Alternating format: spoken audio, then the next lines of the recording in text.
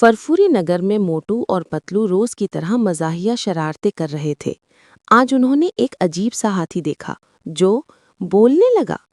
मोटू हैरान, पतलू, क्या यह हाथी वाकई बात कर रहा है? पतलू बोला, हाथी बोल रहा है? ये तो बहुत मजे की बात होगी। हाथी ने मोटू का छोटा सा केक खा लिया और चीखने लगे, मोटू, मेरा केक, ये क्या कर रहा है? पतलू हंसते हुए बोला, मोटू बस मजे लो, हाथी है बातें करेगा। हाथी ने मोटू पतलू को झूले में बिठाया और गांव के ऊपर उड़ने लगा और मोटू पतलू चीख चीख कर हंसने लगे। हाथी मोटू पतलू को जंगल के जानवरों के पास पहुंचा दिया।